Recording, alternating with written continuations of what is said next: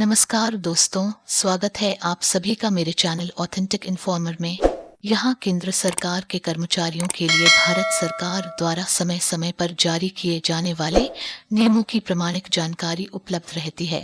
आप चाहें तो इस नियम की प्रति को वीडियो के डिस्क्रिप्शन में दिए गए लिंक से डाउनलोड भी कर सकते हैं। तो आइए जानते हैं इस नियम के बारे में। सरकारी सेवा से त्यागपत्र संबंधी नियम। कार्मिक लोक शिकायत तथा पेंशन मंत्रालय, भारत सरकार के कार्मिक और प्रशिक्षण विभाग के कार्यालय ज्ञापन दिनांक 11 फरवरी 1988 के अनुसार इन निर्देशों को अब भारत सरकार के सभी मंत्रालयों विभागों के संदर्भ और मार्गदर्शन की सुविधा के लिए इस प्रकार से समेकित किया गया है।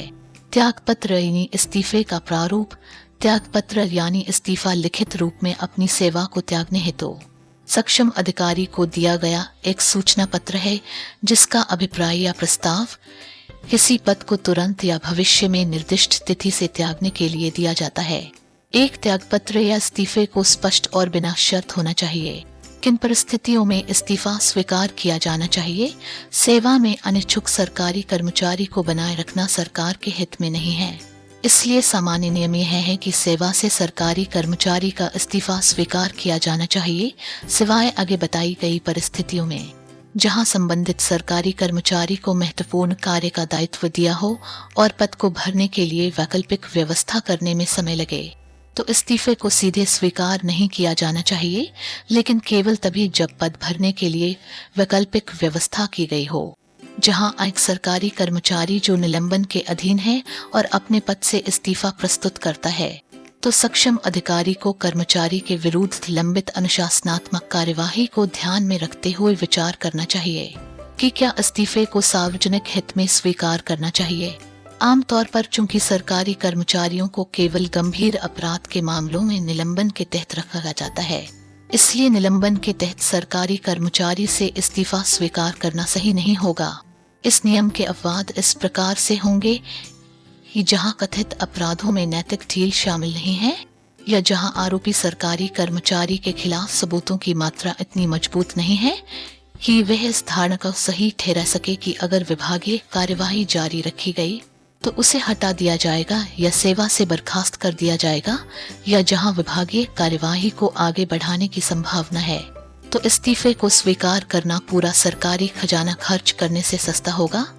उन मामलों में जहां सार्वजनिक हित में इस्तीफे की स्वीकृति आवश्यक मानी जाती है, तो समूह ग और समूह ह पदों के कर्मचारियों के संबंध में विभाग के प्रमुख की पूर्व स्वीकृति द्वारा इस्तीफा स्वीकार किया जा सकता है। और ठीक इसी प्रकार समूहों क और समूह ह पदधारकों के मामलों में प्रभारी मंत्री द्वारा इस्तीफा स्वीकार किया जा सकता है। जहां तक भारतीय लेखा परीक्षा और लेखा विभाग में सेवारत समूहों क अधिकारियों का संबंध है, ऐसे अधिकारियों के इस्तीफे को भारत के नियंत्रक और महालेखा परीक्षक की पूर्व स्वीकृति के अलावा स्वीकार नहीं किया जाएगा। केंद्रीय सतर्कता आयोग की सहमति प्रभारी नियंत्रक और महालेखा परीक्षक को मामला प्रस्तुत करने से पहले प्राप्त की जानी चाहिए। यदि केंद्रीय सतर्कता आयोग ने संबंधित सरकारी सेवक के खिलाफ विभागीय कार्रवाई शुरू करने की सलाह दी थी, या केंद्रीय सतर्कता आयोग की सलाह पर इस तरह की कार्रवाई शुरू की गई है, एक इस्तीफा तब प्रभावी हो जाता है जब इसे स्वीकार कर लिया जाता है और सरकारी कर्मचारी अपने कर्तव्यों से मुक्त हो जाता है। यदि एक सरकारी कर्मचारी जिसने इस्तीफा दिया था अपने नियुक्ति प्राधिकारी को लिखित रूप में पूर्व में प्रेषित किए गए पत्र नियुक्ति प्राधिकारी द्वारा स्वीकार करने से पहले को वापस या निरस्त करने हेतु सूचना भेजता है, तो इस्तीफे को स्वतः ही निरस्त मान लिया जाएगा और उसे स्वीकार करने का कोई प्रश्न ही उत्पन्न नहीं होता। हालांकि यदि नियुक्ति अधिकारी द्वारा इस्तीफा स्वीकार कर लिया गया हो और सरकारी कर्मचारी को भविष्य में वर्णित किसी तारीख को कार्यमुक्त किया जाना हो और वास्तव में अपने कर्तव्यों से कार्यमुक्त होने से पूर्व अगर इस्तीफे को वापस लेने का कोई अनुरोध सरकारी कर्मचारी द्वारा किया जाता है, तो सामान्य सिद्धांत यह होना चाहिए कि सरकारी कर्मचारी के इस्तीफा वापस लेने के अनुरोध को अनुमति दें। यदि फिर भी इस्तीफा वापसी के अनुरोध को अस्वीकार कर दिया जाता है, तो कर्मचारी के अनुरोध की अस्वीकृति के आधार को विधिवत रूप से नियुक्ति प्राधिकारी द्वारा दर्ज किया जाना चाहिए और संबंधित सरकारी कर्मचारी को उचित प्रकार से सूचित किया जाना चाहिए। अस्थायी सरकारी कर्मचारियों हेतु वैधानिक नियम। चूंकि एक अस्थायी सरकारी कर्मचारी केंद्रीय सिविल सेवा टीएस नियम 1965 के नियम 5(1) के तहत सेवा समाप्ति की सूचना देकर सरकारी सेवा से अपना संबंध विच्छेद कर सकता है, इस कार्यालय ज्ञापन में दिए गए निर्देश जो त्यागपत्र की स्वीकृति से संबंधित है उन मामलों में लागू नहीं होंगे जहां एक अस्थायी सरकारी कर्मचारी द्वारा सेवा समाप्ति की सूचना दी गई है। हालांकि यदि एक अस्थायी सरकारी कर्मचारी इस्तीफे का एक पत्र प्रस्तुत करता है जिसमें वह ये भी उल्लेख नहीं करता है कि इसे सेवा समाप्ति की सूचना के रूप में माना जा सकता है, तो वह नियुक्ति प्राधिकारी द्वारा इस्तीफे के विधिवत स्वीकार किए जाने के बाद ही अपने पद का प्रभार वापस दे सकता है और वह अपने कर्तव्यों से मुक्त हो सकता है। परंतु अस्थायी सेवा नियमों में वर्णित निर्धारित नोटिस की अवधि समाप्त होने के बाद नहीं हो सकता। सरकारी कर्मचारी द्वारा अपने पहले पद का प्रभार वापस कर दिया गया था और त्यागपत्र के प्रभावी होने के बाद उसे वापस लेने की प्रक्रिया जो केंद्रीय सिविल सेवा पेंशन के नियम 26 के उप नियमों 4(6) में जो सिविल सेवा विनियम के अनुच्छेद 418 बी से मेल खाता है, आगे बताए गए वैधानिक प्रावधानों द्वारा शासित हैं। नियुक्ति प्राधिकारी किसी कर्मचारी को इन शर्तों पर सार्वजनिक हित में अपना त्यागपत्र वापस लेने की अनुमति दे सकता है कि सरकारी कर्मचारी द्वारा कुछ विवशता के कारण से त्यागपत्र दिया गया था जिसमें उसकी ईमानदारी, दक्षता या आचरण का विवरण शामिल नहीं थे और जो ऐसी परिस्थितियों में मूल रूप से उसे त्यागपत्र देने के लिए मजबूर करते थे। ऐसा एक त्यागपत्र में परिवर्तन करने के अनुरोध पर नियुक्ति प्राधिकारी द्वारा त्यागपत्र वापस लेने की अनुमति दी जा सकती है उस अवधि के दौरान जिस तारीख को इस्तीफा प्रभावी हो गया था और जिस तारीख से निकासी के लिए अनुरोध किया गया था के बीच हस्तक्षेप करने के दौरान संबंधित कर्मचारी का आचरण किसी भी तरह से अनुचित नहीं था। ड्यूटी से अनुपस्थिति की अवधि उस तारीख के बीच जिस दिन इस्तीफा प्रभावी हुआ और जिस तारीख को व्यक्ति को इस्तीफा वापस लेने की अनुमति के परिणाम स्वरूप ड्यूटी फिर से शुरू करने की अनुमति दी गई है, वह 90 दिनों से अधिक नहीं हो। वह पद जो सरकारी कर्मचारी द्वारा उनके इस्तीफे या किसी अन्य तुलनीय पद की स्वीकृति पर खाली किया गया था, वह पद उपलब्ध हो। इस्तीफे को वापस लेने का अनुरोध नियुक्ति प्राधिकारी द्वारा स्वीकार नहीं किया जाएगा जहां एक सरकारी कर्मचारी एक निजी वाणिज्यिक कंपनी में या एक निगम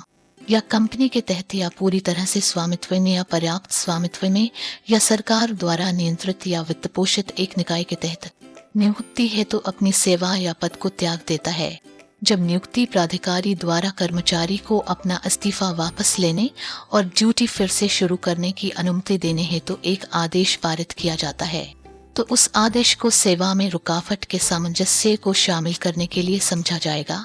लेकिन रुकावट की इस अवधि को सेवा के रूप में नहीं गिना जाएगा। चूंकि केंद्रीय सिविल सेवा पेंशन नियम 1972 केवल स्थायी पदधारकों के लिए लागू होते हैं, इसलिए उपरोक्त प्रावधान केवल एक स्थायी सरकारी सेवक के मामले में लागू होंगे जिन्होंने अपने पद से इस्तीफा दे दिया था। केंद्रीय सिविल सेवा पेंशन नियम 1972 के नियम 88 के अनुसार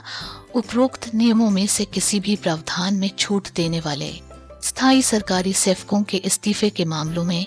कार्मिक लोक शिकायत और पेंशन मंत्रालय की सहमति की आवश्यकता होगी। अस्थायी सरकारी कर्मचारियों द्वारा इस्तीफे की वापसी हेतु नियम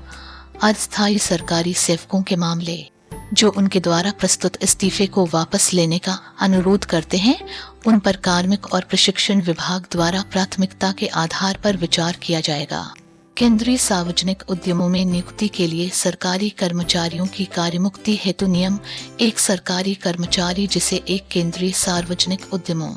या केंद्रीय स्वायत्त निकाय में एक पद के लिए चुना गया है, सरकारी सेवा से अपना इस्तीफा प्राप्त करने और स्वीकार करने के बाद ही कार्यमुक्त किया जा सकता है। एक केंद्रीय सार्वजनिक उद्यम में रोजगार को सुरक्षित रखने की दृष्टि से उचित माध्यम द्वारा प्राप्त अनुमति के साथ सरकारी सेवा से इस्तीफा देने पर सेवानिवृत्ति लाभ के उद्देश्य से सर्विस का लाभ नहीं होगा। ऐसे मामलों में संबंधित सरकारी कर्मचारी को ऐसे इस्तीफे की तारीख से सेवा से सेवानिवृत्त माना जाएगा और वह अपने मूल संगठन में उसके लिए लागू प्रासंगिक नियमों के तहत सभी सेवानिवृत्ति लाभ प्राप्त करने के लिए पात्र होगा। जब त्यागपत्र एक तकनीकी औपचारिकता हो, ऐसे मामलों में जहां सरकारी कर्मचारी उचित माध्यम से उसी या अन्य विभागों में पदों के लिए आवेदन करते हैं और चयन होने पर उन्हें प्रशासनिक कारणों से पिछले पदों से इस्तीफा देने के लिए कहा जाता है, तो पिछली सेवा का लाभ यदि नियमों के तहत स्वीकार्य हो तो नए पद में वेतन के निर्धारण के प्रयोजनों हेतु दिया जा सकता है। ऐसे इस्तीफे को तकनीकी औपचारिकता मानते हैं। संपूर्ण जानकारी के लिए आप डिस्क्रिप्शन में दिए गए लिंक से इस नियम की प्रति प्राप्त कर सकते हैं।